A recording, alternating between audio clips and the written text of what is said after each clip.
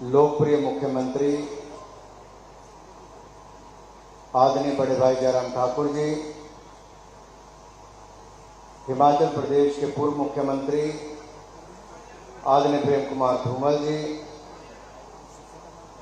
Bharatiya Janata party के सम्माननीय जिलाध्यक्ष और पूर्व में रहे बड़सर के 3 बार विधायक आदरणीय बलदेव शर्मा जी, हमारे एचआरटीसी के उपाध्यक्ष पूर्व में रहे नदौन के विधायक आदरणीय भाई विजय अग्निहोत्री जी, जिला परिषद की हमारी चेयरपर्सन आदरणीय बहन बबली जी, एपीएमसी के अध्यक्ष आदरणीय भाई अजय शर्मा जी, मंडल के सम्माननीय अध्यक्ष भाई वीरेंद्र ठाकुर जी, महामंत्री भाई अनिल शामा जी, भाई पवन जी, एक्स सर्विसमैन सेल के प्रदेश संयोजक और जिला परिषद के सदस्य आदरणीय कैप्टन रंजीत जी, जिला के महामंत्री भाई अभिवीर लवली जी, महिला मोर्चा की जिला की अध्यक्ष आदरणीय राजकुमारी जी, मंडल महिला मोर्चा की अध्यक्ष आदरणीय अर्चना चौहान जी, बीडीसी के अध्यक्ष आदरणीय अंजना ठाकुर जी, हमारे किसान मोर्चा के मंडल के अध्यक्ष भाई अनिल ठाकुर जी, हमारे युवा मोर्चा के अध्यक्ष भाई कपिल शर्मा जी, यहाँ पर उपस्थित आदर के योग्य सभी भारतीय जनता पार्टी के पदाधिकारीगण, डिप्टी कमिश्नर देवश्वेता बानिक जी, एसपी महोदय आकृति शर्मा जी, सभी माननीय अधिकारीगण, आदर के योग्य मेरे सभी चुने हुए प्रतिनिधि, आदरणीय भाइयों और बहनों और मीडिया से आए हुए मेरे प्रिय मित्रों, मैं अपने गृह जिला हमीरपुर के सुजानपुर विधानसभा क्षेत्र में आज इस ऐतिहासिक चौगान में प्रदेश के लोकप्रिय मुख्यमंत्री आदरणीय जयराम ठाकुर जी का आप सबकी ओर से और अपनी ओर से बहुत बहुत स्वागत और अभिनंदन करता हूं। मित्रों, अभी जैसे माननीय धूमल जी ने बताया कि करोड़ों रुपए के शिलान्यास और उद्घाटन करके आज यहाँ पर ये समर्पित भी सुजानपुर विधानसभा क्षेत्र के लिए आपने किए हैं। मैं माननीय मुख्यमंत्री जी उसके लिए भी आपका बहुत बहुत आभार और धन्यवाद करता हूँ। भारत आज़ादी के 75 वर्ष मना रहा है और मोदी जी ने कहा कि हमें जन भागीदारी से जन आंदोलन की ओर लेकर जाना है, कर्तव्य भाव से जनता की भागीदारी से अपने देश को और आगे बढ़ाना है, इस नए भारत के निर्माण में नई सोच को खड़ा करना है। और पिछले कल आपने देखा ही होगा, भारत की राजधानी दिल्ली में जो राजपथ के नाम से आजादी से पहले से आजादी के 75 साल तक जिसको राजपथ के नाम से जाना जाता था, जो अंग्रेजों की मानसिकता थी कि राज करना है, उसे प्रधानमंत्री जी ने नई सोच के साथ आजादी के 75वें वर्ष में इस नए भारत के निर्माण में राजपथ नहीं कर्तव्य पथ नाम देकर एक नई सोच को खड़ा किया है मेरे भाई। और केवल इतना ही नहीं, ना कोई शहीद स्मारक था, ना कोई पुलिस स्मारक था। 75 साल बीत गए थे, लेकिन पिछली कई सरकारें आई, किसी ने नहीं बनाया। नरेंद्र मोदी जी की सरकार आई तो देश की राजधानी में शहीद स्मारक भी बना और पुलिस स्मारक बनाने का काम भी नरेंद्र मोदी जी की सरकार ने किया। और कल तो मेरे भाई और बहनों, नेताजी सुभाष चंद्र बोस, जो युवाओं के लिए प्रेरणा स्रोत, जिन्होंने भारत की आजादी के लिए अपना जीवन बलिदान कर दिया, अंग्रेजी हुकूमत के खिलाफ आजाद हिंद फौज को खड़ा करने का काम किया। लेकिन 75 साल में 60 साल राज करने वाली कांग्रेस ने ऐसे न जाने अनगिनत महावीरों को, शूरवीरों को, महानायकों को भुलाने का काम किया है। लेकिन मोदी जी ने इंडिया गेट के पास नेताजी सुभाष चंद्र बोस जी की प्रतिमा का उद्घाटन भी, अनावरण भी कल माननीय प्रधानमंत्री मोदी जी ने करने का काम किया है। ये बहुत बड़ी प्रेरणा है। देश के करोड़ों लोग वहां पर आते हैं, कोई टहलने के लिए आता है, कोई राजपथ से north block, south block, Rashtrapati Bhavan, India gate, ये सब देखने आते थे। लेकिन आज से उसका नाम राजपथ नहीं, कर्तव्य पथ होगा। और उस सेंट्रल विस्टा पर भी पुरानी अंग्रेजों की बिल्डिंगें नहीं, नए भारत की इमारतों के साथ साथ नया संसद भवन भी खड़ा होगा। मेरे भाई और बहनों, ये गुलामी की मानसिकता से निकलने की बात प्रधानमंत्री मोदी जी ने कही, लेकिन केवल यही नहीं कहा। 5 प्राणों की बात जो प्रधानमंत्री मोदी जी ने कही है, वो कौन से 5 प्राण हैं? पहला है गुलामी की मानसिकता से बाहर निकलना। जब उससे बाहर निकलेंगे तभी कुछ नया कर पाएंगे, तभी अपने लोगों के बारे में सोच के हम कुछ कर पाएंगे। वो तो राज करने आए थे, हम कर्तव्य निभाते हुए करते दिखाएंगे। दूसरा, उन्होंने कहा हमें अपने गौरवशाली इतिहास पर गर्व करना चाहिए। मैं आप सबसे निवेदन करना चाहता हूं, हर शनिवार और हर रविवार को रात को 9 बजे डीडी नेशनल पर आप स्वराज सीरियल को देखिए। मेरे विभाग ने उसको बनाया है। मन की बात में प्रधानमंत्री मोदी जी ने पहले भी उसका उल्लेख किया। उसमें हमारे वीर शूरवीरों के बारे में 75 धारावाहिक उसके ऐसा बनाए गए जिसमें 75 एपिसोड है। आप उसको देखिए, बच्चों को दिखाइए, नौजवानों को दिखाइए कि भारत का इतिहास क्या था। ये अंग्रेजों मुगलों से पहले भी इतिहास हमारा हजारों साल पुराना है। भारत को दुनिया में सोने की चिड़िया के रूप में जाना जाता था। हम फिर अपने भारत को उस दिशा में ले जाने का काम करने वाले हैं। परेड़ा देखनो सोचते कि मैं ही अगला तालियां मारने जो एक गलाया आऊं आंकड़े देने भी तुम दसी सका। तीन अंग्रेजों के यहाँ जो बंडी ने यहाँ पर राज किया, हुकूमत की 200 साल पर, उन्हीं अंग्रेजों को हमने मोदी जी के राज में पिछले 8 साल में भारत की अर्थव्यवस्था 11वें नंबर पर थी। मोदी जी ने ऐसा नेतृत्व दिया, हमने अंग्रेज 5वें नंबर थे उनको पछाड़ दिया। अब दुनिया में 5वें नंबर की अर्थव्यवस्था हिंदुस्तान बन गया है। मेरे भाई और बहनों, तीसरा कर्तव्य, तीसरा 5 प्राण क्या है? 5 प्राणों में तीसरा क्या है? विकसित भारत। और विकसित भारत के लिए हमें हर व्यक्ति का, हर हिंदुस्तानी का योगदान चाहिए। ईमानदारी के साथ सरकारें चलानी होगी, हर राज्य को अपनी भूमिका निभानी होगी। आज मैं कह सकता हूं, सीना ठोक कर कह सकता हूं, 8 साल पहले हमने हाथ जोड़े थे आपके आगे, एक बार मोदी जी की सरकार बना दो, हम भ्रष्टाचार मुक्त शासन आपको देंगे, सुशासन युक्त सरकार देंगे। आज 8 साल के बाद इसी ऐतिहासिक चौगान के मैदान पर कह रहा हूं, जहां पर नरेंद्र मोदी जी ने आज तक की सबसे बड़ी रैली की थी, आज मैं कह सकता हूं 8 साल में कोई 1 रुपए के घोटाले का आरोप भी नरेंद्र मोदी की सरकार पर नहीं लगा पाया है। मेरे भाइयों, ऐसे ही राज्य और केंद्र के योगदान के कारण विकसित भारत बनेगा। और ये डबल इंजन की सरकार, प्रदेश में भाजपा, केंद्र में भाजपा, प्रदेश में जयराम जी, केंद्र में मोदी जी, इन्होंने देश को और प्रदेश को आगे बढ़ाने का काम किया है। मित्रों, चौथा है एकता और एकजुटता। हमें एक रहना। कुछ लोग छोटे छोटे लाभ देकर देश को बांटने का, कोई जाति धर्म कोई कुछ और देकर देश को बांटने का काम करते हैं। हमें देश को बंटने नहीं देना है। हमें सबका साथ, सबका विकास, सबका विश्वास और सबके प्रयासों के साथ भारत को आगे बढ़ाना है। एकता और एकजुटता के साथ मिलकर काम करना है मेरे भाई और बहनों। 5वां है नागरिकों का कर्तव्य पालन। अब हमें केवल अपने अधिकारों की मांग नहीं करनी। आप में से किसी ने नहीं कहा था कि बिजली का बिल माफ कर दो, 60 साल से ज्यादा वाले को पेंशन दे दो, या कुछ और आपने रसोई गैस के सिलेंडर मांगे हो।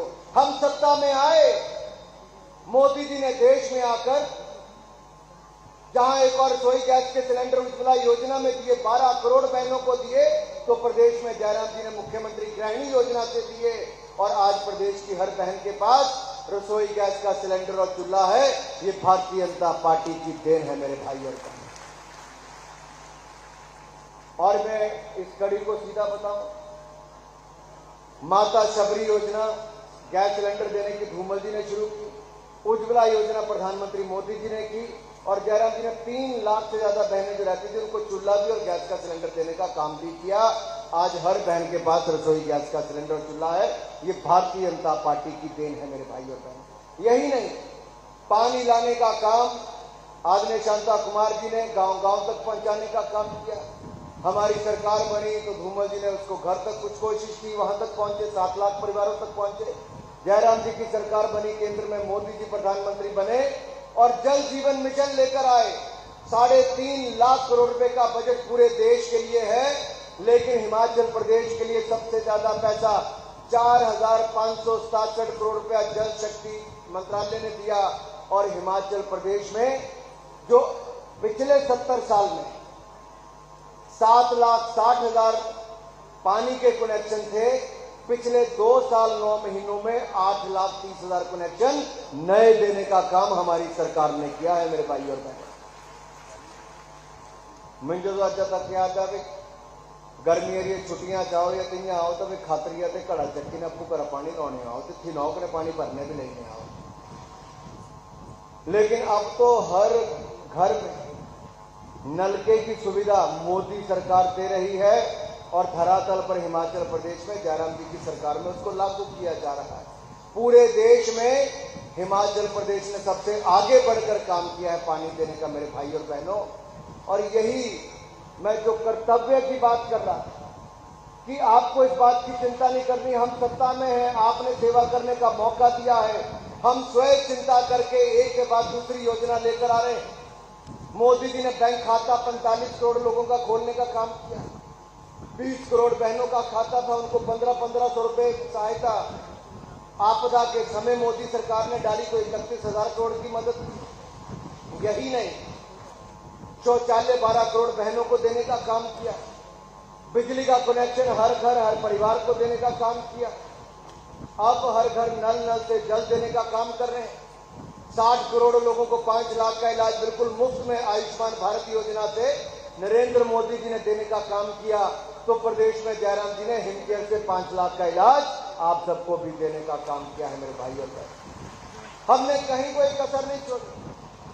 बैंक खाते से खाते में पैसा डालना, रसोई गैस का सिलेंडर से 3 मुफ्त के गैस के सिलेंडर देना, हर घर बिजली देने से, शौचालय से लेकर पक्का मकान 3 करोड़ पक्के मकान बनाकर देना, और साथ ही साथ हर घर पानी से लेकर अब 120 यूनिट बिजली मुफ्त भी देने का काम किसी ने किया। तो डबल इंजन की सरकार भारतीय जनता पार्टी की सरकार ने किया है मेरे भाई और बहन।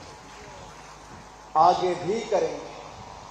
लेकिन जो कर्तव्य की बात मैं बार बार जिस पे आता हूं, अधिकार मांगने के साथ साथ हमें अपनी जिम्मेदारियों को समझना है, अपने कर्तव्यों का पालन करना है। मैं आपसे निवेदन करने आया हूं, हम सब मिलकर उस दिशा में काम करेंगे। और मुझे तो आज भी याद है, मैं कई बार अपने युवा मोर्चा के साथी टेंशन जी वगैरह बाकी सब भी यहाँ पे खड़े, अनिल कौशल जी तो उस समय युवा मोर्चा के सदस्य ही, प्रदेश में पदाधिकारी। पथराव की घटनाएं सेना पर हो रही थी जम्मू कश्मीर में 2010 में, और हजारों सैनिक घायल हो गए।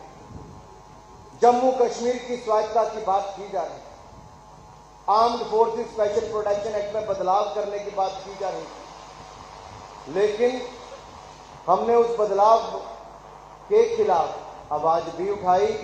कलकत्ता से लेकर कश्मीर तक की मैंने तिरंगा यात्रा की 2011 में, और जब देश भर के लाखों नौजवान उस तिरंगा यात्रा से जुड़े और हम जम्मू कश्मीर के बॉर्डर पर पहुंचे, हजारों नौजवान जम्मू पहुंच गए थे, सैकड़ों कश्मीर पहुंच गए थे कि लाल चौक पर जाकर तिरंगा झंडा फहराएंगे। तो अलगाववादियों और आतंकवादियों ने कहा था कि गोली मार के मार गिराएंगे। हमने कहा था देखते तुम्हारी गोली में ताकत है या हमारे तिरंगे में ज्यादा ताकत है। हमने लाल चौक पर जाकर तिरंगा भी फहराने का काम किया था, लेकिन मुझे अरुण जेटली जी और सुषमा स्वराज जी को जम्मू की जेल में डाल दिया। अपराध क्या था कि लाल किले पर, लाल चौक पर, जम्मू कश्मीर के श्रीनगर के लाल चौक पर तिरंगा झंडा फहराने जा रहे थे, तो अपराध गिना जा रहा था। लेकिन मित्रों वो था 370-35 के कारण, जो कांग्रेस की, नेहरू जी की देन है, जिसने जम्मू कश्मीर को भारत से एक अलग दिशा में रखने का काम किया, विशेष राज्य का दर्जा दिया। लेकिन जब आपने मोदी जी की सरकार दोबारा बनाई तो 5 अगस्त 2019 को नरेंद्र मोदी जी ने धारा 370-35 को सदा सदा के लिए समाप्त कर दिया, जम्मू कश्मीर को भारत का भिन्न अंग सदा सदा के लिए बना दिया। बहुत सारे ऐतिहासिक निर्णय हुए। मेरी मुस्लिम बहनें ट्रिपल तलाक, कोई मुस्लिम भाई कहता था तलाक तलाक तलाक, खाना टाइम पे नहीं मिला तो तलाक तलाक तलाक, नमक ज्यादा पड़ गया तो तलाक तलाक तलाक, कोई कुछ और बात हुई तो तलाक तलाक तलाक, और उसको घर से बाहर बच्चों समेत फेंक देते। वो बहन बेचारी क्या करती, कोई उसकी सुनता नहीं। लेकिन नरेंद्र मोदी जी ने कानून में भी बदलाव किया, ट्रिपल तलाक से निजात दिला दी मुस्लिम बहनों को। तो दूसरी ओर जो कई सौ साल से हम लोग संघर्ष कर रहे थे, कोर्ट में भी रामलला के मंदिर बनाने के लिए हम लोग आंदोलन भी करते थे, मुकदमे भी लड़ते थे, वो भव्य राम मंदिर जो कल तक हम संघर्ष करते थे, अब अगले साल एक भव्य राम मंदिर बनकर तैयार हो जाएगा। मेरे भाई और बहनों, राम मंदिर बनकर तैयार। कभी सोचा था? जिस जीएसटी का विरोध कांग्रेस के लोग लगातार करते थे कि जीएसटी, ये राहुल गांधी जी चले आजकल कहते भारत जोड़ो यात्रा करनी। मैं भारत छोड़ो पर ज्यादा जोर देता, भारत जोड़ने की बात कम कर। भारत जुड़ा हुआ है, नरेंद्र मोदी जी के नेतृत्व में एकजुट है, क्योंकि नरेंद्र मोदी जी सबका साथ, सबका विकास, सबका विश्वास और सबका प्रयास मूल मंत्र के साथ काम करते हैं। पूरे देश को एक साथ रखा है। मैं जितने मेरे भाई और बहन यहां पर बैठे हैं, आपको जब शौचालय मिला, बिजली का कनेक्शन मिला, बैंक का खाता खुला, रसोई गैस का सिलेंडर मिला, पक्का मकान मिला, या अनाज मिला, या आपको वैक्सीन लगाने का काम हुआ, क्या आपसे आपकी जाति धर्म किसी ने पूछा? क्या आपका जाति धर्म किसी ने पूछा? हम ना जाति पूछते ना धर्म पूछते हैं। जिसको लाभ मिलना चाहिए, जो गरीब है, उसके उत्थान के लिए भारतीय जनता पार्टी सदा समर्पित थी, समर्पित है और समर्पित रहेगी, और गरीबों के उत्थान के लिए लगातार काम करती रहेगी। मेरे भाइयों और बहनों, लेकिन ये जो नई नौटंकी देश भर में शुरू करने का प्रयास कर रहे हैं, ये केवल दुनिया भर में संदेश देते हैं। ये चुनाव हार जाएं तो कहते ईवीएम खराब है, इनके सारे आंदोलन फेल हो जाएं तो कहते भारत जोड़ो। अरे संकल्प लेना तो अखंड भारत का लो, भारत जोड़ो का क्या? भारत तो जुड़ा ही हुआ है। मेरे भाई और बहनों, कुछ लोग देश में रहकर, आप याद करो जब चीन अतिक्रमण कर रहा था बॉर्डर पर, तो राजनाथ जी भी रक्षा मंत्री के रूप में बॉर्डर पर गए, मोदी जी भी अपने सैनिकों के साथ खड़े रहे, और भारत के वीर सैनिकों ने चीन के अतिक्रमणकारियों के दांत तोड़कर उनको वापस करने का काम किया है। ये भारत के सेना के जवानों ने करके दिखाने का काम किया, क्योंकि हमारे सेना के जवान, उनके पीछे खड़े हो जाओ तो कुछ भी कर सकते हैं। 65 का युद्ध हो, 71 का युद्ध हो, या कारगिल की लड़ाई हो, हमारे वीर सैनिकों ने बहुत कुछ करके दिखाया है। और कारगिल की लड़ाई में तो देख लीजिए, सबसे ज्यादा शहादत किसी ने दी तो हिमाचल प्रदेश के वीर सपूतों ने दी है। मेरे भाई और बहनों, 4 परमवीर चक्र मिले तो उसमें से 2 भी कैप्टन विक्रम बत्रा और राइफलमैन संजय कुमार को मिले। पहला परमवीर चक्र विजेता भी हुआ तो मेरे और आपके हिमाचल प्रदेश से मेजर सोमनाथ शर्मा ही हुए हैं। मेरे भाई और बहनों, ये देवभूमि के साथ साथ वीर भूमि भी। ये अटल जी की सरकार थी जिन्होंने सैनिकों को, अगर उनकी शहादत हो जाए तो उनका पार्थिव शरीर उनके घर तक पहुंचाने का काम किया, उनकी विधवाओं को पेट्रोल पंप गैस एजेंसी देने का काम किया, उनके परिवारों को लाखों रुपए देने का काम किया।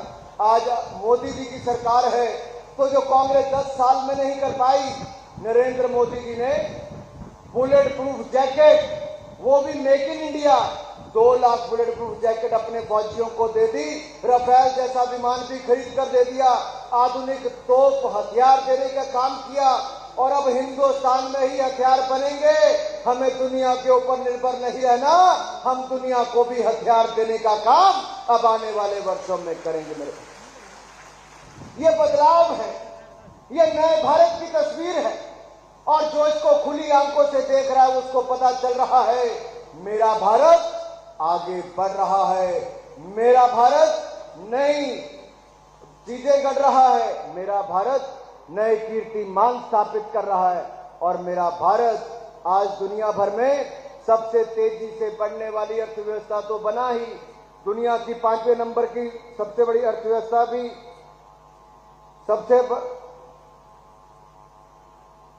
सबसे बड़ा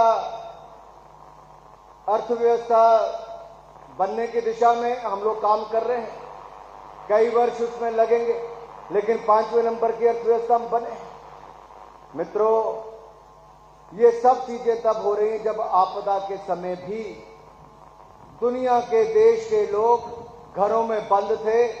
आप मुझे, मेरे जितने बुजुर्ग बैठे हैं, आप जरा याद करना 75 साल पिछले, जिसकी उम्र 60 साल होगी, अपने 50 साल पुराने याद करना। क्या देश में कभी कोई ऐसा प्रधानमंत्री आया जिसने कहा हो ताली बजाओ तो पूरा देश ताली बजा रहा था? किसी प्रधानमंत्री ने कहा थाली बजाओ तो थाली बजा रहा था? किसी प्रधानमंत्री ने कहा था इतने घंटे लाइट बंद रखी तो लाइट बंद करने का काम किया? किसी प्रधानमंत्री ने कहा वैक्सीन लगानी तो सबने जो गुमराह करने का काम किया, उसके बावजूद 200 करोड़ वैक्सीन लगाने का काम किया। मित्रों, 75 साल में अगर कोई एक नेता महात्मा गांधी के बाद ऐसा नजर आया जिसके कहने पर पूरा देश एकजुट हो जाता है, उसका नाम नरेंद्र मोदी है। नरेंद्र मोदी आंखें बंद करके विश्वास करते हैं, क्योंकि भारत को आगे ले जाने का काम करते हैं। कैप्टन विक्रम बत्रा जैसे शहीदों ने जब तिरंगा झंडा लहराया था टाइगर हिल पर, तब कहा था ये दिल मांगे मोर, ये दिल मांगे मोर। आज भी पूरी दुनिया कैप्टन विक्रम बत्रा की बात करती है। हमारे सूबेदार जो उस समय राइफलमैन संजय कुमार थे, उनकी बात करती है। हिमाचल प्रदेश ने बहुत बड़ा योगदान सेना में दिया है।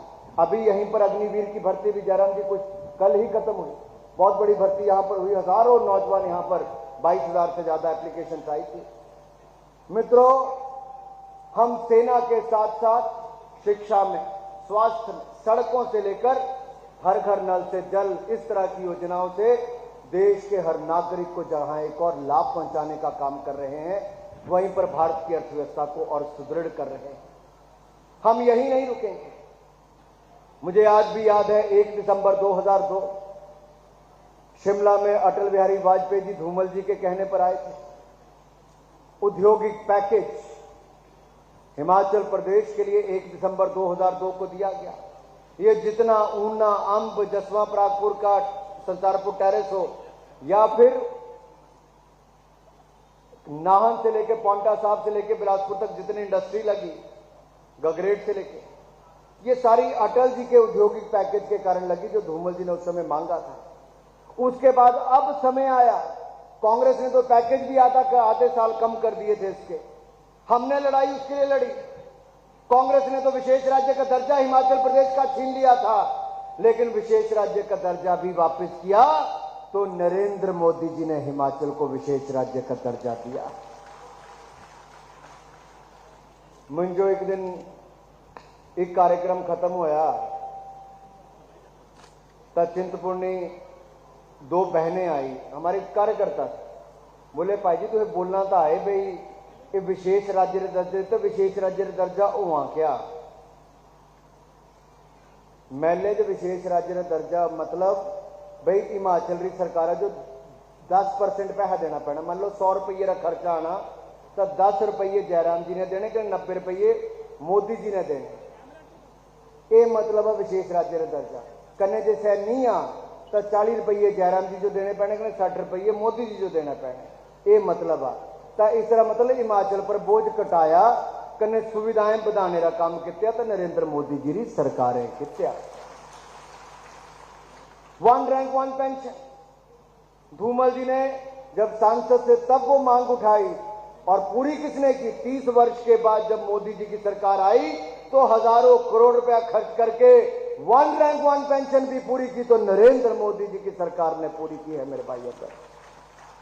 और अब जब मेरे संसदीय क्षेत्र के जिला ऊना में हमने निवेदन किया था आदरणीय जयराम जी को कि यहां पर जमीन दी जाए, हम लोग वर्ल्ड ट्रक पार्क के लिए निवेदन करेंगे। जयराम जी ने भी पूरी ताकत लगाई, हमने भी पूरी ताकत लगाई, दोनों भाइयों ने मिलकर नरेंद्र मोदी जी से इन प्रिंसिपल सरकार से, केंद्र सरकार से 1500 करोड़ रुपए का वर्ल्ड ट्रक पार्क तो मंजूर करवा लिया। इसमें कम से कम 20,000 करोड़ रुपए का निवेश आएगा और कम से कम 15 से 20,000 लोगों को सीधे तौर पर नौकरियां मिलने का काम भी एक वर्ल्ड ट्रक पार्क के कारण हो जाएगा मेरे भाइयों। इसी तरह से धौला सिंह प्रोजेक्ट यहां पर था, आदरणीय धूमल जी की सोच थी इसको बनाया जाए, लेकिन केंद्र में कांग्रेस की सरकार थी, नहीं करती थी। हमारी सरकार के समय भी केंद्र में रुक गया, लेकिन जब आपके आशीर्वाद से मुझे चौथी बार सांसद बनने का मौका मिला, मोदी जी ने वित्त राज्य मंत्री बनाया, मेरे पास वो फाइल नहीं आई, अभी नीचे ही थी, रुकावट लग रही थी। मैंने HAVNL के चेयरमैन नंदलाल शर्मा जी को बुलाकर कहा भाई क्या करना है, तो उन्होंने कहा साहब यहां पे रुकी है।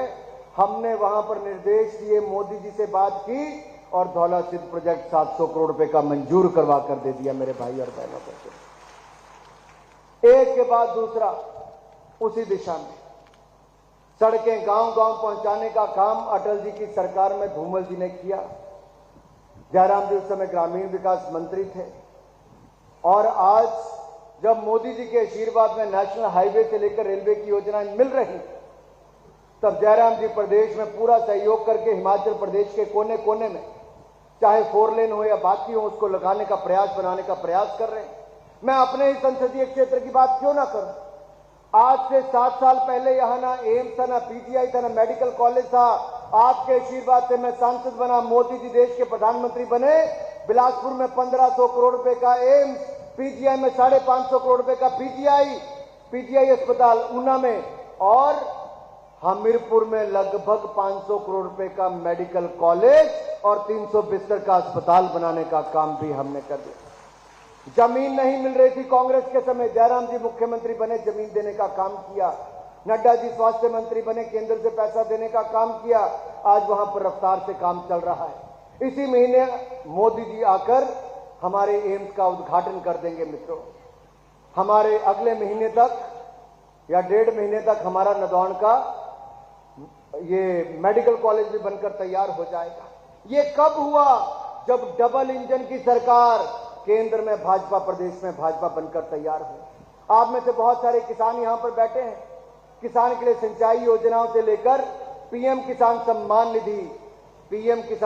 निधि, किसान के खाते में 6,000 रुपया डालने का काम किसी ने किया तो नरेंद्र मोदी जी की सरकार ने किया है मेरे भाई और बहनों।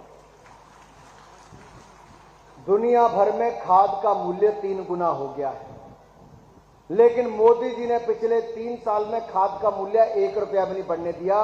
केंद्र सरकार ने दुगनी सब्सिडी कर दी, लेकिन किसान के ऊपर बोझ नहीं पड़ने दिया।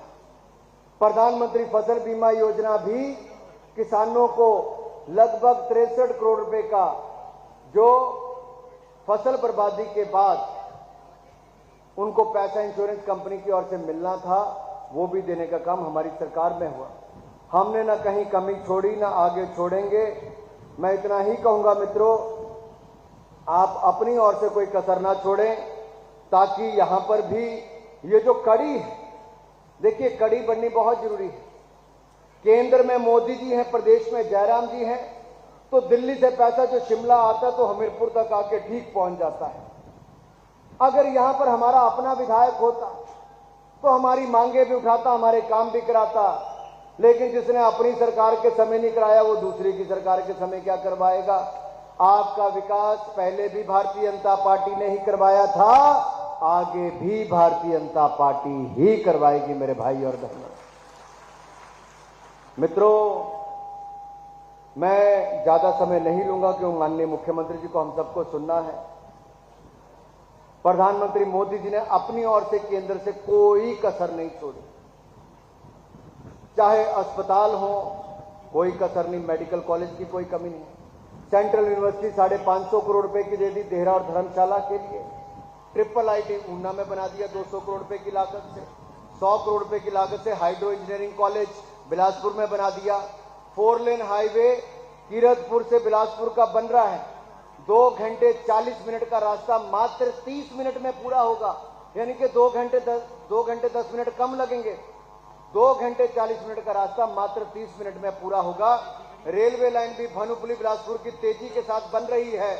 20 किलोमीटर का काम तेजी से चल रहा है और ऊना से लेकर दौलतपुर चौक तक मैंने ट्रेन पहुंचा दी है। 5 नई ट्रेनें शुरू भी करा दी और अब ऊना से हमीरपुर रेलवे लाइन की जो आपकी मांग रहती थी, जयराम जी की सरकार ने वो लिखकर दे दिया है कि 25% पैसा हिमाचल खर्च करने के लिए तैयार है। 2 महीने पहले वो लिखकर दे दिया।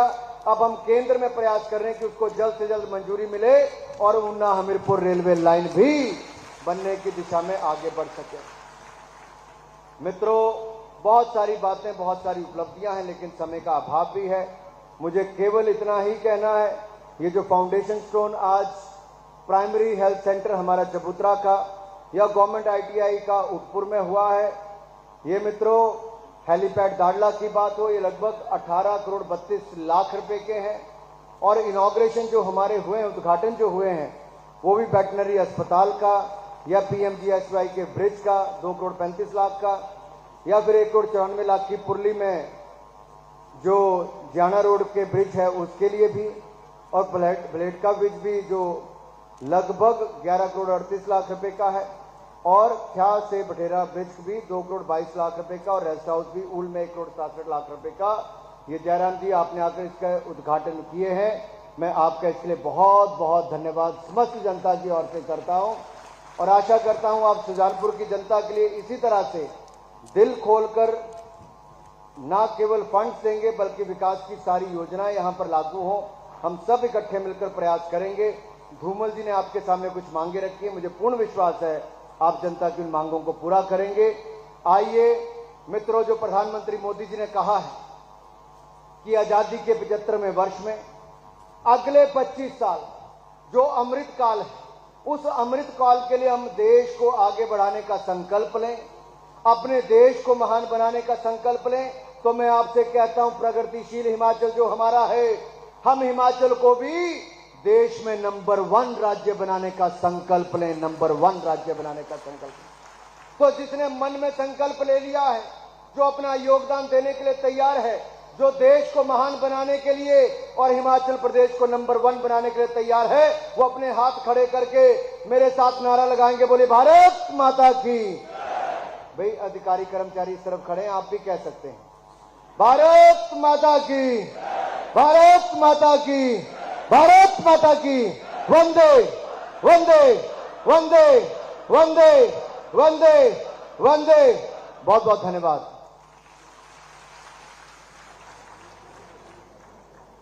धन्यवाद महोदय। अब मैं विनम्र आग्रह करती हूं हमारे लोकप्रिय मुख्यमंत्री माननीय श्री जयराम ठाकुर जी से अपने संबोधन के लिए। माननीय मुख्यमंत्री महोदय।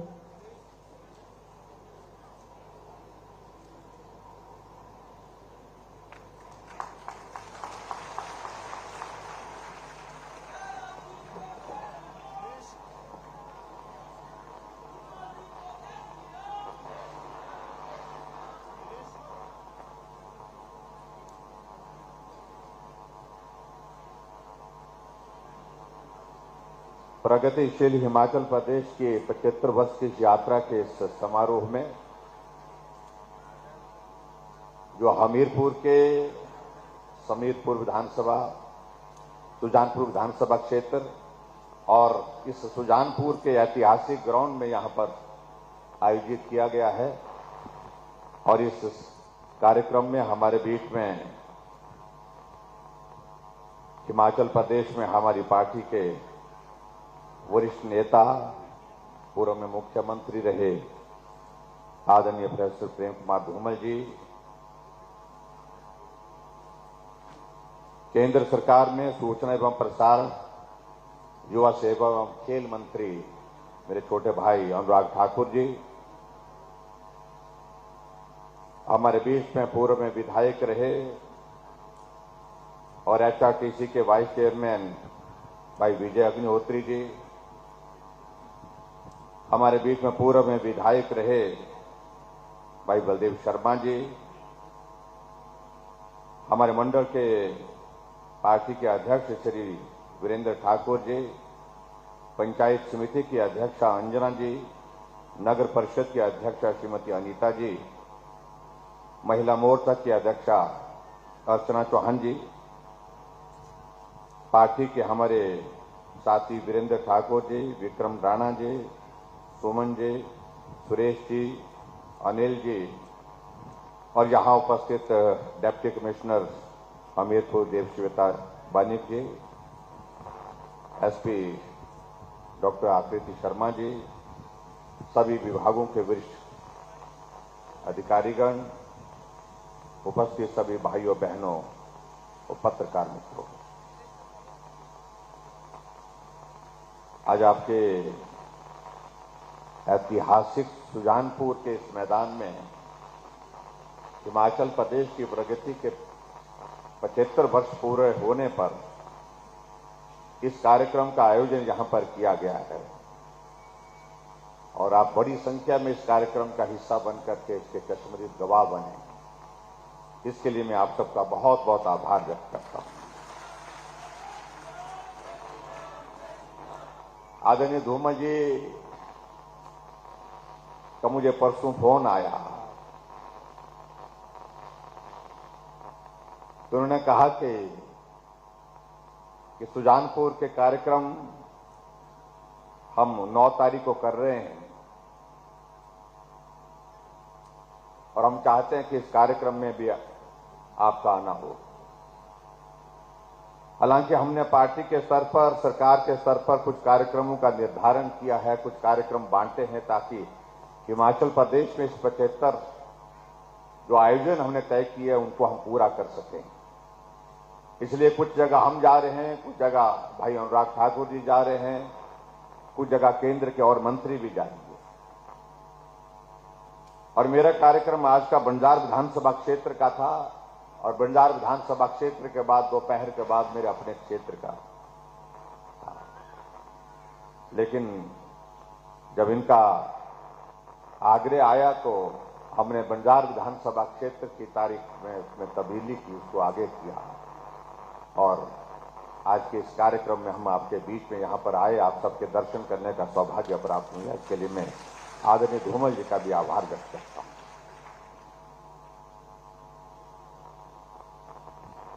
भाई और बहनों, मुझे लगता है कि जिस प्रकार से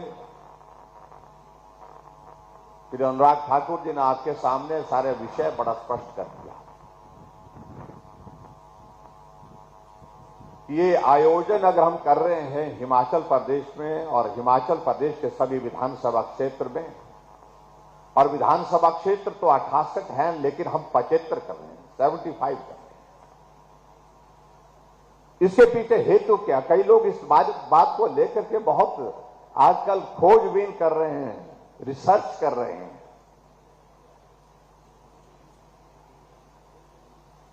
मैं समझता हूं कि वो अनावश्यक रूप से अपनी एनर्जी इसमें लगा रहे हैं।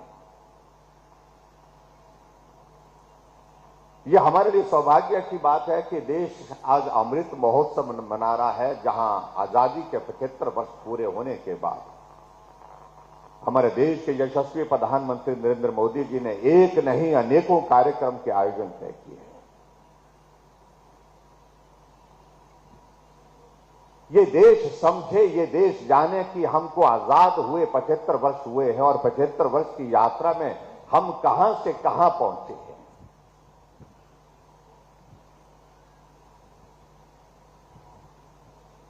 और विशेष तौर से जो नई पीढ़ी है, नई जनरेशन है, उनके सामने इस इतिहास को लाना बहुत आवश्यक है, क्योंकि सब नौजवानों ने आजाद भारत में जन्म लिया है और इसलिए आजादी के उस संघर्ष को भी देखा नहीं और आजादी के संघर्ष के बाद इस 75 वर्ष की इस यात्रा का भी इस प्रकार से उनके सामने जिक्र नहीं हो पाया।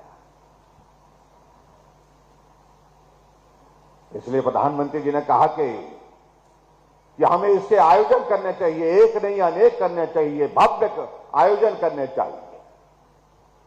और आज आप देख रहे होंगे कि 75 वर्षों की इस यात्रा का, देश की स्वतंत्रता का जश्न भारत तो मना रहा है। भारत के लोग भी आज समझ गए हैं, भारत के साथ साथ पूरा विश्व आज इस बात को समझ रहा है कि भारत में ये अमृत महोत्सव का अर्थ क्या है, किस प्रकार से ये आयोजन किए जा रहे हैं।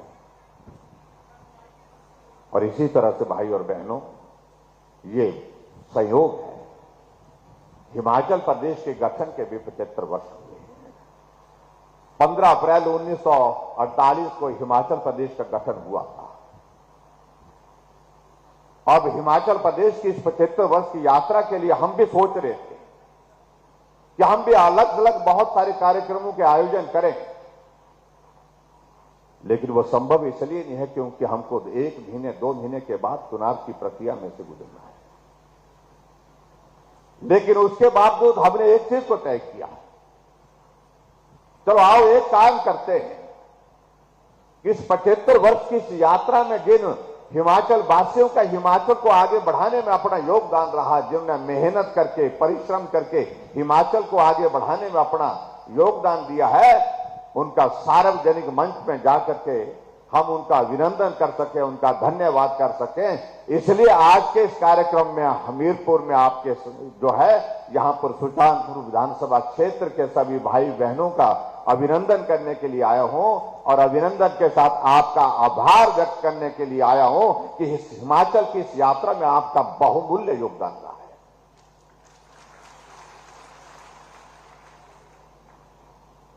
और साथ साथ में ये भी निवेदन करने के लिए आया हूं, इस यात्रा को और तेजी के साथ, विकास की इस यात्रा को हिमाचल की और तेजी के साथ आगे बढ़ाने के लिए भी आप सबका सहयोग चाहिए। इसलिए हमने हिमाचल प्रदेश में हर एक विधानसभा क्षेत्र में जाकर के हिमाचल प्रदेश की जनता का आभार व्यक्त करने के लिए और आने वाले समय में उनके सहयोग की अपेक्षा करने के लिए, सहयोग में वो हम साथ मिलकर के चलें और उसके लिए हम काम कर सकें, उसके लिए निवेदन करने के लिए हम जा रहे हैं। जब हिमाचल प्रदेश का गठन हुआ था और ये इतिहास में ये चीजें रहनी चाहिए, उस वक्त हिमाचल प्रदेश में मात्र 4 जिले थे। आज हिमाचल प्रदेश में जिलों की संख्या 12 हो गई। जब हिमाचल प्रदेश बना था उस वक्त हमारी साक्षरता दर 4.8 थी और आज हमारी साक्षरता दर जो है पूरे देश में, कहा जाता है केरल हमसे आगे है, लेकिन मेरा मानना है केरल से हम पीछे नहीं है। हिमाचल साक्षरता दर में देश में बहुत आगे है, ये मैं कहना चाह रहा हूं। आंकड़े के हिसाब से तो 83% कहते हैं, ये 2011 की सेंसस के बेस पर कह रहे हैं। लेकिन अगर आज इसका आकलन किया जाए, इसका असेसमेंट किया जाए, इसकी जानकारी ली जाए, मैं मानता हूं कि हिमाचल प्रदेश में लिटरेसी रेट में हम पूरे देश भर में अव्वल नंबर पर हैं। और उसमें हिमाचल प्रदेश में साक्षरता दर में हमीरपुर तो पहले से भी आगे है और आज की तारीख में भी पूरे हिमाचल प्रदेश में अगर साक्षरता दर में कोई जिला आगे है तो हमीरपुर जिला उसमें आगे है, अव्वल नंबर पर है। उसके लिए मैं भी आप सबको बहुत बहुत बधाई देता हूं। अभी हम आ रहे थे, यहां पर कार्यक्रम में आ रहे थे, आप लोगों ने देखा होगा कि यहां पर वो स्टॉल लगे हैं, यहां पर प्रदर्शनी लगी है। मेरा आप सबसे भी निवेदन है कि आप प्रदर्शनी में जरूर जा करके देखें। हमने इसमें कोशिश की है, अलग अलग विभागों की जो प्रदर्शनियां लगी हैं, हिमाचल तब और हिमाचल अब, यानी कि हिमाचल 75 वर्ष पहले कहां था और आज कहां खड़ा है, इसका एक छोटी सी झलक जो इसकी चित्रण हमने करने की कोशिश की है। जब हमने इस कार्यक्रम का शुभारंभ किया था चंबा जिला के मिंजर के मेले से, जब हम प्रदर्शनी देखने के लिए वहां पर प्रदर्शनी में गए तो हम देख करके इस बात को लेकर के हैरान, पांगी घाटी का एक पुल का जिक्र उसमें है, उसका फोटो, घास की रस्सी बांध करके बना करके पुल बनाया गया है और उस रस्सी से लोग जो है नदी को पार करते हैं। ये भी एक दौर था। रावी नदी में पार करने के लिए, उसको पार करने के लिए कोई रास्ता नहीं था, तरीका सिर्फ एक तरीका था कि भैंस की खाल में हवा भर के उसको पूरा फुला दिया जाता था और उस खाल का सहारा लेकर के नदी को पार किया जाता था। वो भी आप लोगों को यहां प्रदर्शनी में कहीं देखने को मिलेगा। ये रावी नदी का ही जिक्र नहीं कर रहा हूं, हिमाचल की बाकी नदियों की स्थिति भी ऐसी थी।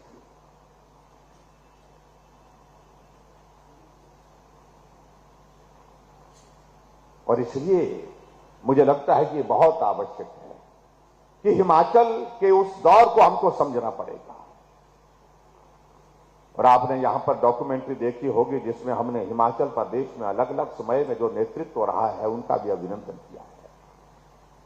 चाहे डॉक्टर वाईएस परमार रहे जिनको हम हिमाचल निर्माता कहते हैं,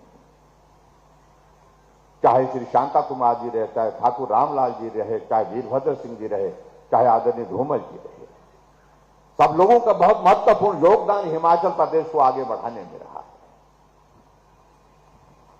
और निश्चित रूप से हिमाचल प्रदेश में काम करना, हिमाचल को विकास की राह पर तेजी से आगे बढ़ाना, यह सरल कार्य नहीं, बहुत कठिन कार्य है। क्योंकि पहाड़ी प्रदेश जहां साधन भी ज्यादा लगते हैं, समय भी ज्यादा लगता है, इस बात को भी हमको समझना पड़ेगा। लेकिन उसके बावजूद भी हिमाचल आगे बढ़ा है।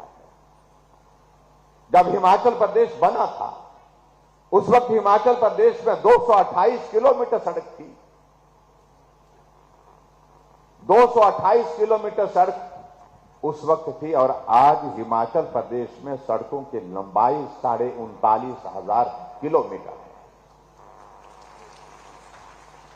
लेकिन भाई और बहनों, ये भी मैं कहना चाह रहा हूं कि अगर हम सड़कों का जिक्र करते हैं, जहां प्रदेश के अंदर आदरणीय धूमल जी का जिक्र होता है, वहां देश में उस शख्सियत को कभी हम भूल नहीं सकते हैं जिनकी वजह से आज हमने पहाड़ों को चीर करके पहाड़ के लोगों का पीठ का बोझ उतार करके फेंका है। और वो शख्सियत है हमारे पूर्व में देश के प्रधानमंत्री रहे अटल बिहारी वाजपेयी जी, जिन्होंने प्रधानमंत्री ग्राम सड़क योजना की शुरुआत की। और जब उन्होंने इस योजना की शुरुआत की थी, उस वक्त उन्होंने इस बात का भी जिक्र किया था, मैं शहरों में भी जाता हूं, मैं गांव में भी जाता हूं, शहर साधन संपन्न हो गए, शहर देखने में अच्छे और चलने में भी अच्छे लगते हैं, लेकिन जब गांव जाता हूं तो गांव में देखता हूं मेरे गांव के लोगों का पीठ का बोझ अभी तक नहीं उतरा है। पहाड़ लोग चढ़ रहे हैं तो पीठ पर बोझ है, पहाड़ अगर उतर रहे हैं तो पीठ पर बोझ है। और इसके लिए प्रदेश के पास साधन नहीं है, इसलिए केंद्र से 60,000 करोड़ रुपए की लागत से प्रधानमंत्री ग्राम सड़क योजना की शुरुआत करने का आह्वान उन्होंने किया। और उसके पश्चात उस योजना के माध्यम से हिमाचल प्रदेश में जहां 39,500 किलोमीटर सारी सड़कें बनी हैं आज तक के हिमाचल प्रदेश में, और उसमें से 51% लगभग 20,000 किलोमीटर सिर्फ प्रधानमंत्री ग्राम सड़क योजना के माध्यम से, अटल जी की देन के माध्यम से हिमाचल प्रदेश में सड़कें बनी। हम कैसे भूल सकते हैं ऐसे नेतृत्व जो हिमाचल को अपना घर मानते थे, ऐसा नेतृत्व जो हिमाचल के साथ भावुकता के साथ जुड़े हुए। जब छुट्टी होती थी, राजनीति में रहे, जीते हारे, सत्ता में रहे, विपक्ष में रहे, लेकिन छुट्टी गुजारने के लिए, कुछ वक्त गुजारने के लिए हिमाचल के मनाली के प्रीनी के गांव में अटल जी पहुंचते थे। और आदरणीय धूमल जी, हम सब लोग वहां पर अटल जी को मिलने के लिए वहां पर जाते थे। ये हमारे लिए कितना सौभाग्य का विषय है। और उसी तरह से मैं भाई और बहनों ये भी मैं कहना चाहता हूं, अगर उसी भाव के साथ अगर प्यार हिमाचल को कहीं किसी नेतृत्व से मिला, स्नेह मिला, आशीर्वाद मिला, तो वर्तमान प्रधानमंत्री श्री नरेंद्र भाई मोदी जी के आशीर्वाद में भी उसी तरह से हमको हिमाचल को बढ़ाने के लिए योगदान देना है। अटल जी ने इंडस्ट्रियल पैकेज दिया, आदरणीय धूमल जी मुख्यमंत्री थे। आज देश का नहीं, एशिया का नंबर 1 फार्मा हाउस जो है हिमाचल प्रदेश की बद्दी में स्थापित है। अभी कोविड का संकट हुआ, कोविड के संकट में भी देश के लोगों के लिए दवाइयों का इंतजाम तो यहां से हुआ, लेकिन हमारे हिमाचल प्रदेश ने योगदान दिया, उस बद्दी ने योगदान दिया, पूरी दुनिया को दवाई देने का काम किया। और आज अगर हम इस बात को कहते हैं कि इंडस्ट्रियल सेक्टर में हिमाचल पहाड़ी प्रदेश है, छोटा प्रदेश है, यहां इंडस्ट्रियल सेक्टर में काम करने की संभावना नहीं है, उन सारी बातों को दरकिनार करते हुए हमारे देश के वर्तमान प्रधानमंत्री नरेंद्र भाई मोदी जी ने एक दूसरा पैकेज हिमाचल प्रदेश को दिया, जो आपके ऊना में हरोली विधानसभा क्षेत्र के अंतर्गत बल्क ड्रग फार्मा पार्क का इन प्रिंसिपल जो स्वीकृति दे दी, जिसका जिक्र अनुराग भाई जी भी यहां पर कर रहे थे। हम सब लोग लगे हुए थे इस काम के लिए, जोर से लगे थे। हमने कहा बिजली हम देंगे, सस्ती बिजली देंगे, पानी भी हम देंगे, बिना पैसे से पानी देंगे, जमीन भी हम देंगे। जब इसकी बिडिंग हुई, किसी ने कल्पना नहीं की थी कि हिमाचल इसमें बहुत इतना इस तरह से अग्रेसिव होकर के बिडिंग करेगा। मैंने अधिकारियों के साथ बातचीत की कि ये करना ही है, हर हाल में करना है, ये पार्क हमको चाहिए। और ऐसे में हमारे अधिकारियों ने भी काम किया, और जब बिडिंग की प्रोसेस कंप्लीट हुई, उसके पश्चात इसके फॉलोअप के लिए आदरणीय प्रधानमंत्री जी से, आदरणीय स्वास्थ्य मंत्री जी से और मैं और अनुराग जी अलग अलग समय में अलग अलग बात करते रहे। बातचीत करके जो है मुझे इस बात की खुशी है कि पूरे देश भर में 3 बल्क ड्रग फार्मा पार्क स्वीकृत हुए, हिमाचल पहले नंबर पर उस पे आया। उसके लिए मैं आप सबको बधाई देता हूं। जहां 20,000 से ज्यादा नौजवानों को डायरेक्ट रोजगार मिलेगा, 10,000 नौजवानों को इनडायरेक्ट रोजगार मिलने की संभावना है।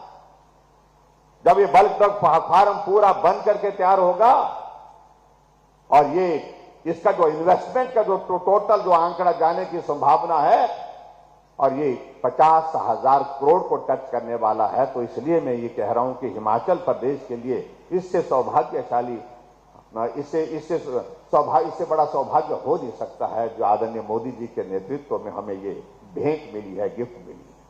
कई बार विचित्र लगता है, कई हमारे साथी कहते हैं कि मोदी जी आए थे लेकिन दिया कुछ नहीं। आदत पड़ गई है उनको समझना चाहिए कि हमारे देश के यशस्वी प्रधानमंत्री नरेंद्र भाई मोदी जी पूरे देश भर में जहां भी जाते हैं कोई घोषणा नहीं करते। जहां की जो जरूरत है उस जरूरत के हिसाब से काम करते हैं। और हिमाचल के लिए तो उन्होंने कहा, जब हमने ग्लोबल इन्वेस्टर्स मीट धर्मशाला में की थी, 1 साल पूरा होने पर उस वक्त आदरणीय प्रधानमंत्री जी आए थे और हमें शुभकामनाएं दे करके गए, आशीर्वाद दे करके गए। उस वक्त उन्होंने कहा था ये हिमाचल मेरा अपना है। जो इन्वेस्टर्स आए थे देश के विदेश के, उनके सामने कहा था ये हिमाचल मेरा अपना घर है, आपसे मेरा निवेदन है कि आप यहां पर इन्वेस्ट करिए, अपना काम भी करिए, हिमाचल को भी आगे बढ़ाइए और देश भी आगे बढ़ेगा और आप सब भी आगे बढ़ेंगे। ये आग्रह उन्होंने जो है एक तरह का एक एम्बेसडर होकर के जो है हिमाचल के लिए काम करने के लिए आग्रह किया। हम उस एहसान को कभी चुकता नहीं कर सकते। मुश्किल कार्य था, प्राइवेट सेक्टर का इन्वेस्टमेंट बहुत कठिन कार्य था, लेकिन उसके बावजूद भी मुझे इस बात की खुशी है कि हमने हिमाचल प्रदेश में पहली ग्राउंड ब्रेकिंग की तो 13,500 करोड़ रुपए की ग्राउंड ब्रेकिंग जो हमने शिमला में की, जिसमें आदरणीय अमित शाह जी और हमारे वर्तमान में पार्टी के अध्यक्ष जगत प्रकाश नड्डा जी आए थे। और दूसरी ग्राउंड ब्रेकिंग 4 वर्ष का कार्यकाल पूरा करने पर आदरणीय प्रधानमंत्री जी जब आशीर्वाद देने के लिए मंडी आए थे तो 28,000 करोड़ रुपए की ग्राउंड ब्रेकिंग वहां की।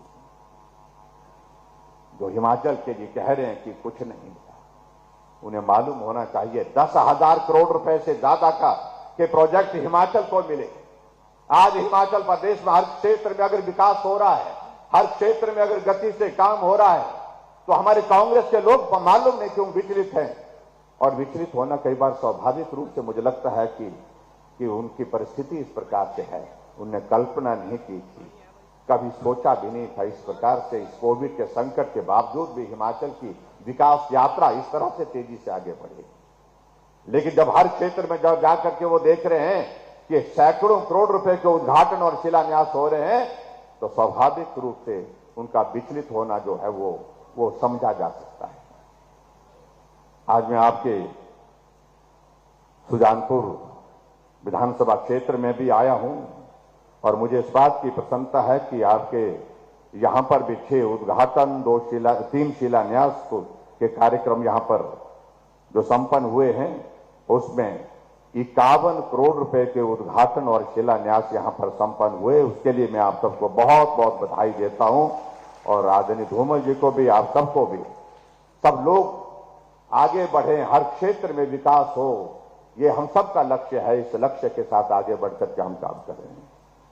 भाई और बहनों, जहां हिमाचल प्रदेश में हमारी सरकार का 5 वर्ष का कार्यकाल पूरा होने जा रहा है और स्वाभाविक रूप से हम चुनाव के करीब हैं। चुनाव की बात चुनाव के समय में करेंगे, लेकिन इतना मैं जरूर कहना चाहता हूं, हमने इन 5 वर्षों में हिमाचल प्रदेश में समर्पित होकर के गरीब लोगों की मदद करने की कोशिश की है। जहां गरीब वहां हम गरीब के करीब रह करके काम किया।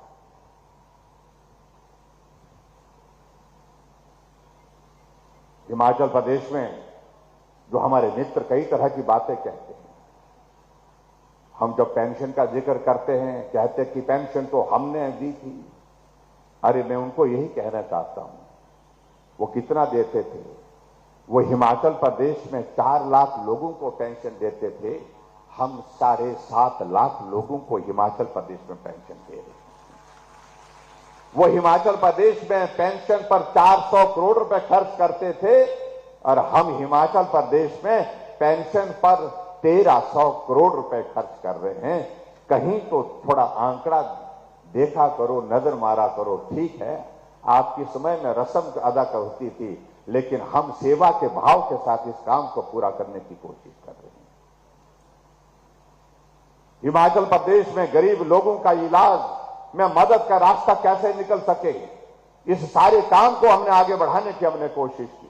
जहां आदरणीय प्रधानमंत्री नरेंद्र मोदी जी ने आयुष्मान भारत के माध्यम से पूरे देश के लोगों के लिए 5 लाख रुपए का हेल्थ कवर दिया, हमने कहा हिमाचल प्रदेश में भी लगभग 20 लाख लोगों को उसका लाभ मिल रहा है आयुष्मान भारत का।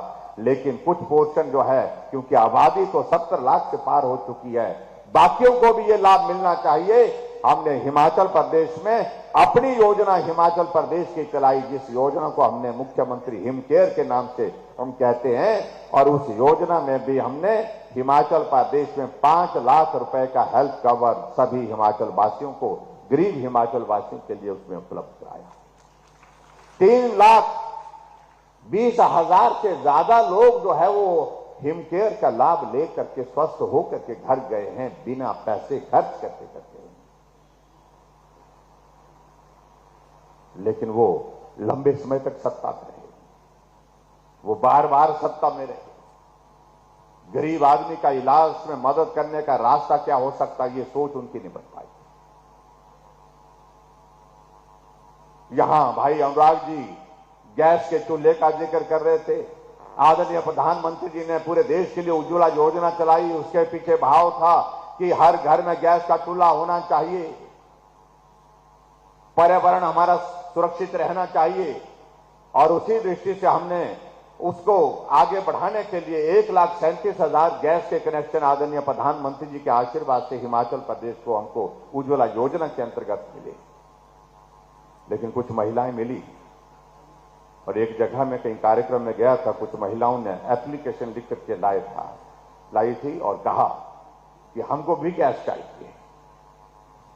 तो मैंने कहा गैस आपको मिल रही होगी उस उज्ज्वला योजना के अंतर्गत। फिर मालूम पड़ा कि वो परिवार जो जहां उज्ज्वला योजना के अंतर्गत वो कवर नहीं हो पा रहा था। मैंने अधिकारियों को पूछा, तो मैंने कहा कि इसमें क्या रास्ता निकल सकता है। उन्होंने कहा कि जी बहुत मुश्किल काम है, बहुत पैसा लगेगा अगर सबको गैस देने लगेंगे। हमने कहा ये देना ही है, ये करना है, और हमने करने का रास्ता निकाला। उस वक्त अधिकारियों ने कहा कि 60 से 70 हजार गैस के कनेक्शन हमको और देने पड़ेंगे पूरे हिमाचल प्रदेश में। लेकिन अब आंकड़ा मालूम पड़ा कि हमको हिमाचल प्रदेश में हर घर में गैस का चूल्हा पहुंचाने के लिए 3,35,000 कनेक्शन देने पड़े, लेकिन एक भी घर हमने हिमाचल में नहीं छोड़ा जहां गैस का चूल्हा नहीं पहुंचाया। इसलिए वो कांग्रेस के मित्र परेशान होते सके, बार बार वो सत्ता में रहे, इस काम को पहले कर सकते थे, लेकिन करने की आवश्यकता महसूस नहीं हुई, करने की सोच नहीं थी। हमने और भी आगे बढ़ करके ऐसे गरीब लोग जो बिस्तर पर पड़े हैं उनके इलाज के लिए हमने कहा कुछ अलग सोचना चाहिए। हमने ऐसे बहुत सारे परिवार में देखे, कुछ घटना घटित हो गई, कुछ बीमार हो गए, जिसके कारण जिंदगी भर उनको बिस्तर पर रहना होगा। ऐसे लोगों के लिए हमने हिमाचल प्रदेश में सहारा योजना की शुरुआत की और 20,000 लोग हिमाचल प्रदेश में सहारा योजना के अंतर्गत रजिस्टर हुए और उन लोगों को हर महीने 3,000 रुपए उनके खाते में हम डाल करके उनकी मदद करते हैं। अभी शिमला में कुछ दिन पहले एक कार्यक्रम था, उस कार्यक्रम में मंच पर एक महिला को बुलाया गया, कांगड़ा जिला की महिला थी। अब जब उस महिला को बुलाया गया तो उसके बारे में उसका परिचय दिया गया। इस महिला को जो है वो सहारा योजना का लाभ मिला और हमने सोचा, हमने देखा कि महिला तो हमने देखी तो हमने कहा ये तो बिल्कुल ठीक है, चल करके आ रही है, खड़ी है। लेकिन जब अगला परिचय उस तरह से दिया कि इस महिला के जो पहला बच्चा हुआ था वो स्वस्थ नहीं था, किसी भी गंभीर बीमारी से ग्रसित था, लेकिन उसके बाद जब दूसरी संतान पैदा हुई तो वो भी ऐसी ही बीमारी से ग्रसित निकला और उसके पश्चात जब तीसरा बच्चा भी उसी तरह से गंभीर बीमारी से ग्रसित निकला और अंततः ऐसी स्थिति बनी कि पति उसको छोड़ करके चला गया। उस महिला के सामने कोई रास्ता नहीं था, या तो मैं अपने आप ही और बच्चों को लेकर के सबको इस दुनिया से निजात पाने का रास्ता ढूंढूं, साथ ही रिश्तेदार गांव वाले जो मदद कर सकते थे जितनी हो गई तो हो गई, लेकिन कब तक करेंगे ये प्रश्न पैदा था उनके मन में। तब किसी ने उनको जानकारी दी कि हिमाचल प्रदेश सरकार के माध्यम से एक योजना की शुरुआत हुई है और उस योजना के माध्यम से ऐसे जो गंभीर बीमारी के जो चाहे बच्चे हैं चाहे वो कोई भी है, लेकिन उनको मदद करने का रास्ता है। और सहारा योजना की सारी उसकी औपचारिकता पूरी की तो उसके तीनों बच्चों को सहारा योजना के अंतर्गत लाया गया और सहारा योजना के अंतर्गत लाने के बाद 3-3 हजार रुपए तीनों बच्चों को पैसा मिल रहा है, 9,000 रुपए उसको एक महीने का मिल रहा है। और उस महिला ने कहा कि मेरे जीवन को जिंदा आज आप देख रहे हैं और मेरे बच्चों को भी जिंदा देख रहे हैं तो इस सहारा योजना की वजह से देख रहे हैं, क्योंकि ये सहारा योजना अगर नहीं होती तो मेरे लिए बहुत मुश्किल होता।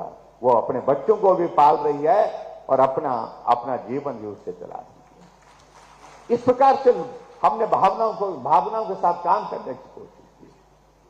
मैं बैजनाथ विधानसभा क्षेत्र में गया और बैजनाथ विधानसभा क्षेत्र में सहारा योजना का एक जो नई योजना हमने शुरू की, शगुन योजना, जहां हम बीपीएल परिवार की बेटी की जब शादी होती है उसमें 31,000 रुपए शगुन देते हैं। एक बेटी को वहां पर मंच पर बुलाया गया, कहा गया कि इस बेटी को शगुन योजना के अंतर्गत जो है वो लाभार्थी है, इनको 31,000 रुपए मिला है। तो स्वाभाविक रूप से मेरी इच्छा हुई जानने की। मैंने कहा बेटी को बधाई दी, शुभकामनाएं दी और उसके पश्चात मैंने बेटी से पूछा कि बेटी मैं आपसे जानना चाह रहा हूं जो 31,000 रुपए शगुन योजना का पैसा आपको शादी के अवसर पर दिया गया, उस पैसे का आपने क्या किया? अपने खाते में जमा किया या अपने पति के खाते में जमा किया या आपने खर्च कर दिए, क्या किया? उस बेटी ने माइक पर आकर के कहा, उसके पिता भी साथ ही खड़े थे। उस बेटी ने कहा कि वो 31,000 रुपए मेरे अकाउंट में आया, लेकिन मैंने वो पैसा निकाल करके अपने पिताजी के हाथ में दे दिया। सबको हैरानी भी लगी, आश्चर्य भी हुआ कि कि शगुन योजना का पैसा जो है वो बेटी को दिया गया था, लेकिन उसके बावजूद पिता के हाथ में क्यों ले गया? तो उस बेटी ने कहा कि पिता का भाव बेटी के लिए क्या हो सकता है ये पिता ही जानता है। मेरे पिताजी मजदूरी करते हैं, लेकिन पिताजी की भावना थी कि जिस दिन मेरी विदाई हो तो मेरे सगे संबंधी, मेरे गांव के लोग जो है विदाई के उस समारोह में, छोटा ही समारोह लेकिन उस कार्यक्रम में आपको शुभकामनाएं देने, आशीर्वाद देने के लिए वहां पर रहे। और छोटा सा आयोजन किया गया और मैंने उस आयोजन के लिए देखा कि पिताजी कुछ गांव वालों से, रिश्तेदारों से सहयोग में रहे, मदद मांगी। और ऐसे में मेरे दिल को छू गई। मैं तो अपने पति के घर में जा रही हूं, पिता का घर छोड़ करके जा रही हूं, लेकिन मेरी वजह से मेरे पिताजी उधार पैसा लेकर के मेरी विदाई का, मेरे को आशीर्वाद देने का जो कार्यक्रम कर रहे हैं, तो कितने समय तक मजदूरी करके उस पैसे को ये चुकता करते रहेंगे। तो उसने, बेटी ने कहा, तो मेरे मन में एक भाव आया कि जो पैसा मुझे सरकार की ओर से मिला, तो मैं पिता के ऊपर बोझ बन करके नहीं जाना चाहती हूं। मैं पिताजी को ये राशि दे करके उनकी मदद करना चाहती हूं। अगर पिता का भाव बेटी के लिए है तो बेटी का भाव पिता के लिए भी इस तरह का होना चाहिए। इस भाव के साथ में वो पैसे पिताजी का सारा भावुक था। सारा पंडाल इस बात को सुन करके, पिताजी भी बहुत भावुक थे और ये सच्चाई की हकीकत थी। इस प्रकार से हमने योजनाओं के माध्यम से गरीब लोगों को मदद करने की, इसलिए कहा हमने गरीब के करीब रह करके काम। जिस बात को नहीं समझ सकते, हमारे कांग्रेस के मित्र नहीं समझ सकते, बहुत सारी बातों का जिक्र करेंगे, वक्त लगेगा। और मैं इस बात को मैं जरूर कहना चाहूंगा कि हमने और भी कदम आगे उठाए। यहां भाई